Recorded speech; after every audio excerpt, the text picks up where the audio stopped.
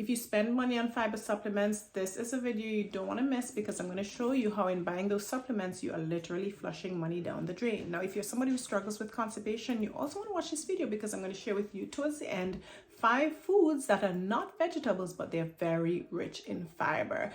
Now, before I get into it, I'm Dr. Amina, Goodwin, a physician and a health coach, and I help overweight people with blood sugar problems solve those problems without having to take more medications. All right, we're going to dive into it. I have my whiteboard here to help demonstrate some of the fiber supplements that are available for purchase. But first, what is fiber? Fiber is a carbohydrate. Many people don't realize fiber is a carbohydrate. It's an overlooked food, helpful.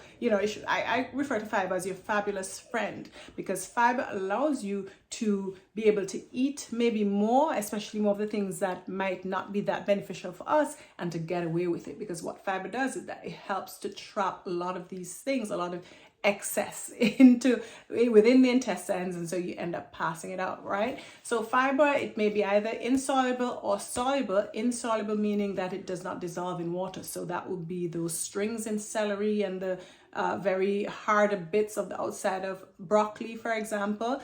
Those bits don't get dissolved in water. Also, like the husk for certain grains, rice, wheat, those don't get, that bit of fiber does not get dissolved in water, right? It's insoluble. Now there's soluble fiber, which basically would be a gelatinous, you'd see it as a sort of gel-like thing. That fiber is able to be dissolved in water, and you will see that dissolved fiber as a sort of gel. You see it in chia, flax, even oatmeal, even sometimes cooking potatoes, and you see that sort of gelatinous appearance of the water. That's soluble fiber. Now, as I alluded to, fiber it has 2 benefits. So for us, it helps us to basically absorb food more slowly across the intestines and into the bloodstream, across to the liver. So essentially, when you have a lot of fiber in your food, your liver doesn't get overwhelmed, because the enzymes and the whole digestive process takes time, because all those enzymes have to get through the fiber and to the different components of your food, the starch and even protein and fat, right, to get those to break down. So having fiber slows that process down, so that there is time for your body to respond to all the energy, all the calories, all the nutrients that's coming to it.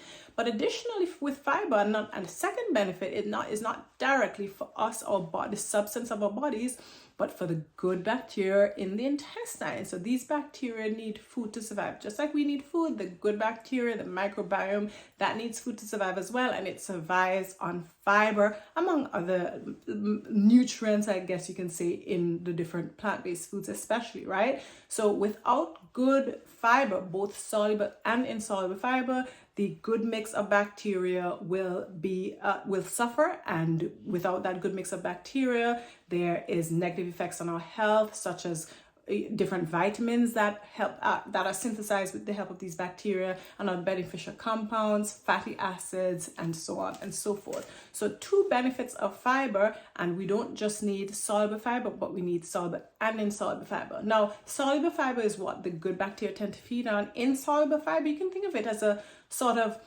an abrasive, like a scrub, a scoring pad, so that helps to sort of scrape away dead surface cells and old mucus and so on from the intestinal lining, so that you don't have these old cells surviving and maybe even transforming into cancer. Okay, so several benefits of fiber, both soluble and insoluble.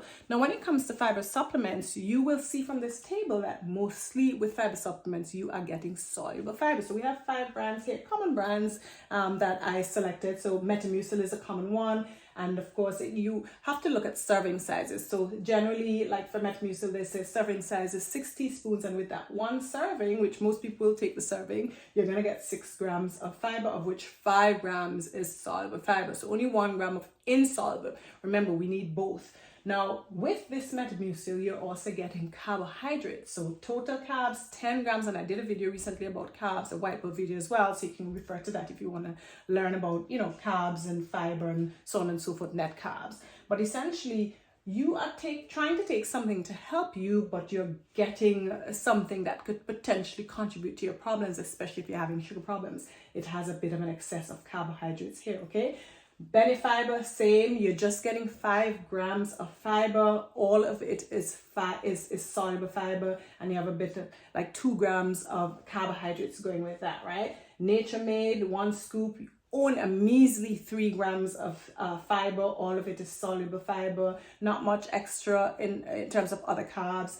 And then we have paleo fiber. You will see the name paleo and think, oh, this is healthy, paleo, you know, the health food.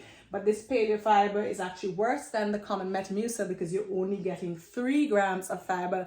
They didn't stipulate whether or not it was soluble fiber. Most likely it's soluble fiber, and then a little extra in carbs. And then fiber gummies. Fiber gummies, actually not bad. It gives you the highest amount of carbohydrates here. Now you have to take 3 gummies and you get 7 grams of carbs. All of that would be soluble carbs. Fiber, 7 grams of fiber, all of which is soluble fiber, and then you have some extra carbohydrates as well. Now, one thing I should say is that with these supplements, you will see that there is an amount of carbs. They tend to have other ingredients. So they will have things like maltodextrin. Some of them will have sugar as well. Some of them will proclaim that they're sugar-free, like this sugar-free Metamucil, but if you read the label, it will sometimes have aspartame, right, an artificial sweetener. So you really want to look at your label. Now, you might wonder, well, why are they only selling soluble fiber? What about including insoluble fiber in the supplements? Well, insoluble fiber is very bulky. Like we said, it's those stringy things, and celery, that's a great example of insoluble fiber, but it's very bulky, and so it's very difficult for them to package enough insoluble fiber for you to get the amount, right? So it's cheaper, it's lighter, you know, less bulky to package and sell insoluble fiber. And the companies realize that most people don't realize that there's a difference and that you need both types of fiber, not just one type. They go hand in hand, right? Now, like I said, with these fiber supplements, you have to be really careful about the ingredients that come with them. Maltodextrin, artificial sweeteners, other unwanted additives that, okay, they might not be immediately harmful, but what happens with taking these things over and over with time, right? So what to do? Well, you can take naturally occurring fiber in foods that it's not like you're swallowing a tasteless, boring dose of something, but you're eating something and you can potentially enjoy it. You might not enjoy it in the beginning, but you can grow to like these things.